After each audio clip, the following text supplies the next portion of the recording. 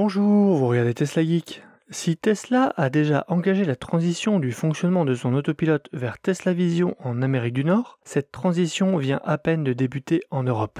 Jusqu'à présent, le logiciel de l'autopilote Tesla utilisait un radar à longue portée pour détecter les véhicules environnants. Mais depuis peu, Tesla utilise uniquement ce qu'ils ont baptisé Tesla Vision. La détection des véhicules environnants se fait exclusivement à partir des caméras de la voiture, d'où le nom Tesla Vision. Le radar n'est donc plus installé dans les nouveaux véhicules.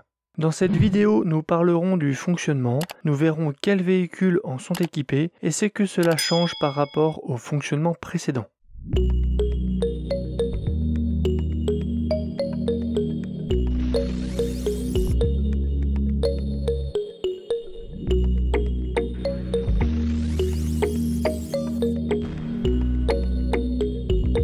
Basée uniquement sur les caméras embarquées, la Tesla Vision doit pouvoir rendre les voitures complètement autonomes avec le système Full Self-Driving. Ce dernier permet déjà aux États-Unis de faire de nombreux trajets sans avoir à toucher à son volant, grâce à la version bêta déployée en accès limité à une sélection de bons conducteurs. Bon, sans toucher le volant, c'est pas tout à fait ça, parce qu'il faut quand même maintenir une petite pression sur le volant pour que la voiture te détecte qu'on est toujours là, mais grosso modo, on pourrait ne plus le toucher parce que vraiment, la voiture conduit toute seule, même en ville. Limitée à ses débuts, cette technologie a été améliorée au fur et à mesure et continuera de l'être. L'objectif d'Elon Musk étant d'atteindre un véritable système de conduite autonome de niveau 5, et ce d'ici la fin de l'année. Bon, ça aussi, on va être honnête, Elon Musk le dit chaque année. Mais force est de constater que les progrès sont réels et nombreux. J'avais fait une vidéo sur le FSD Beta dans les rues de Chicago grâce à la chaîne YouTube Frenchy. Je vous mets le lien en fiche. Si le sujet vous intéresse, n'hésitez pas à aller voir sa chaîne. Il fait partie des bêta-testeurs et publie souvent des vidéos sur le FSD. Elles sont d'ailleurs très bien réalisées. Les équipes de Tesla sont parties du principe qu'un conducteur humain, s'il arrive à évoluer avec son véhicule dans un environnement en constante évolution, c'est grâce à ce qu'il voit et grâce à son cerveau qui analyse ce qu'il voit et arrive même à prédire des situations. Pour leur système de conduite autonome, Tesla a donc cherché à reproduire ce fonctionnement. La vue est reproduite par les images captées par les caméras et le cerveau est remplacé par l'intelligence artificielle et la puissance de calcul de l'ordinateur de bord dédié à la conduite. Ce fonctionnement ne concerne pas que la conduite autonome, mais aussi certaines fonctionnalités de sécurité actives et le régulateur de vitesse. Tesla se veut rassurant et indique que le passage à Tesla Vision n'a aucun impact sur la conformité en matière de sécurité relative à la prévention des collisions pour les modèles 3 et modèle Y, en ce qui concerne la réglementation européenne. Alors, la documentation Tesla ne parle ici que des modèles 3 et Y, sûrement parce que les nouveaux X et les nouvelles S ne sont pas encore arrivés en Europe. Les véhicules équipés de Tesla Vision demeurent conformes aux exigences en matière de sécurité relative à la prévention des collisions définies par la loi, au même titre que les véhicules équipés d'un radar. Les fonctionnalités suivantes de série sont disponibles à la livraison sur les véhicules équipés d'un radar ou de Tesla Vision. On a donc ici un tableau qui récapitule l'ensemble de ces fonctionnalités et que l'on trouve sur le site Tesla. On voit bien que tout ce qui fonctionne avec le radar fonctionne aussi avec Tesla Vision. Tesla se veut rassurant. Pour autant, si on regarde dans le détail, il existe cependant quelques limitations. Pour une durée limitée pendant cette transition, les véhicules équipés de Tesla Vision pourront être livrés avec des fonctionnalités temporairement restreintes ou inactives. C'est notamment le cas de l'assistance au maintien de cap qui est limitée à une vitesse de 140 km/h et une distance de suivi minimale plus importante. Au départ, au-dessus de 120 km/h, le régulateur et le maintien de cap de Tesla Vision ne pouvaient pas être activés, contre 150 km/h sur les véhicules équipés de radar. Cette limite a été remontée à 130 puis 140 km/h pour Tesla Vision. La limitation de vitesse étant à 130 km/h en France, ce point ne devrait pas poser trop de problèmes. Mais dans d'autres pays comme l'Allemagne, c'est discutable. Le réglage de la distance avec le véhicule qui précède, quant à lui, peut être réglé sur 2 au minimum.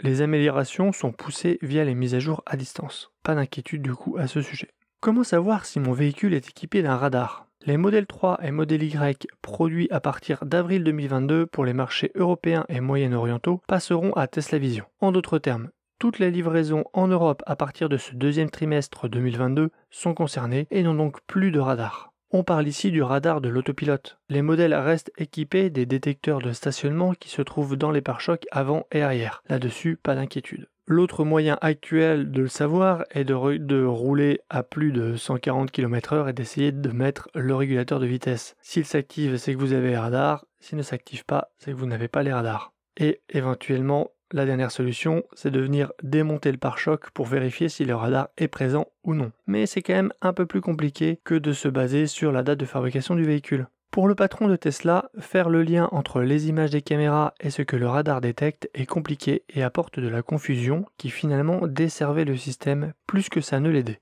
Le système Tesla Vision est pourtant critiqué, déjà à cause de la limitation de vitesse de son utilisation, même si on a vu que la situation s'était améliorée depuis, mais aussi parce que son fonctionnement peut être altéré par le mauvais temps. Pluie ou brouillard nuisent à la vision, et donc à son bon fonctionnement. Pire, certains utilisateurs se plaignent que la voiture fait fonctionner les essuie-glaces même par temps clair, pour nettoyer le pare-brise, quand l'autopilote est activé, même s'il n'y a rien à nettoyer. Comme vous le montre cette vidéo. Alors sur cette vidéo, on voit pas très bien non plus l'écran, l'autopilote ne semble pas activé parce qu'on n'a pas les bandes bleues, mais a priori, le régulateur de vitesse, lui, serait en marche. En tout cas, on ne peut que croire son auteur. Ça me paraît quand même assez inouï. Du coup, j'ai questionné un abonné qui a été livré ces derniers jours d'une Model 3 propulsion équipée de Tesla Vision. Il a déjà pu faire plusieurs centaines de kilomètres et a utilisé l'autopilote. Interrogé sur le sujet, il m'a répondu « Je n'ai pas eu les essuie-glaces qui se sont mis en route pour nettoyer les caméras. Cela dit, le pare-brise est encore propre. » L'américain sur la vidéo avait peut-être un gros insecte écrasé juste devant la caméra, ce qui expliquerait le comportement des essuie-glaces. Difficile à dire avec le peu d'images que j'ai récupérées.